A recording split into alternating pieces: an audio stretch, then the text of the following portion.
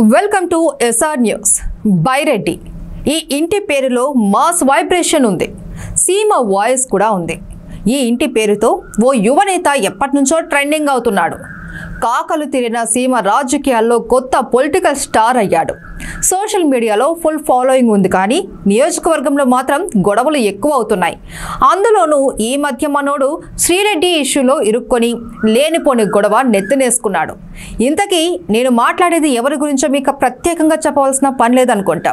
Yes, ఆయనే Byreddy Siddhartha Reddy. Byreddy Siddhartha Reddy YCP అధికారంలో ఉన్నప్పుడు ఓ వెలుగు వెలిగారు. కర్నూలు జిల్లా రాజకీయాల్లో చక్రం తిప్పారు. నందికొట్కూరులో అయితే ఎమ్మెల్యే కంటే ఎక్కువ పాలిటిక్స్ చేశారు. నిత్యం వార్తల్లో నిలిచారు. తెలుగుదేశం పార్టీ అధికారంలోకి రావడంతో మాజీ శాప్ చైర్మన్, నందికొట్కూరు నియోజకవర్గ ఇన్ఛార్జ్ బైరెడ్డి సిద్ధార్థ రెడ్డి శిబిరంలో నేతలు జెండా ఎత్తేస్తున్నారట. రాష్ట్ర యువనేతగా పార్టీలో ప్రాజెక్ట్ అయిన సిద్ధార్థ రెడ్డి సొంత నియోజకవర్గంలో మాత్రం తన పట్టు నిలుపుకోలేకపోయారు.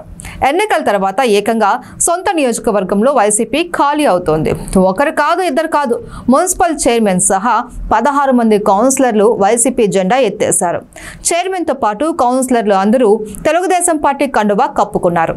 ఇక సర్పంచులు, ఎంపీపీలు, ఎంపీటీసీలు, ముఖ్య నేతలు ఇలా అందరూ గోడ దూకేందుకు సిద్ధంగా ఉన్నారట. నందికొట్కూరు నియోజకవర్గం అంటే బైరెడ్డి సిద్ధార్థ రెడ్డి, సిద్ధార్థ రెడ్డి అంటే నందికొట్కూరు అనేలా వ్యవహరించారు బైరెడ్డి సిద్ధార్థ రెడ్డి. వైసీపీలో ఎమ్మెల్యే ఆర్థర్ ని పక్కన పెట్టి అంతా తానే వ్యవహరించారు. దీంతో ఎమ్మెల్యే ఆర్థర్ వైసీపీని వీడాల్సి వచ్చిందట. కాంగ్రెస్ లో చేరిన ఆర్థర్ ఆ పార్టీ ఎమ్మెల్యే అభ్యర్థిగా పోటీ చేసి 6,000 పైచిలకు ఓట్లు సాధించారు. ఆర్థర్ ఓట్లు చీల్చడంతో నందికొట్కూరులో వైసీపీ ఓడిపోవలసి వచ్చింది. 2019 ఎన్నికల్లో ఎమ్మెల్యే ఆర్థర్ ని గెలిపించింది తానే అని చెప్పుకున్న సిద్ధార్థ రెడ్డి 2024 ఎన్నికల్లో గెలిపించలేకపోయారా అనే చర్చ జిల్లాలో జరుగుతుందట. రాష్ట్రంలో తెలుగుదేశం పార్టీ అధికారంలోకి రావడంతో ఇప్పుడు బైరెడ్డి సిద్ధార్థ రెడ్డి వర్గం పక్క చూపులు చూస్తుందట. అధికార పార్టీ నేతలకు సిద్ధార్థ రెడ్డి వర్గీయులు టచ్ లోకి వెళ్లారట. ఇక తన సొంత నియోజకవర్గంలో మున్సిపాలిటీ చైర్మన్, కౌన్సిలర్లు పార్టీని వీడుతూ ఉంటే బైరెడ్డి సిద్ధార్థ రెడ్డి ఏం చేస్తున్నారు అన్న చర్చ జరుగుతుంది.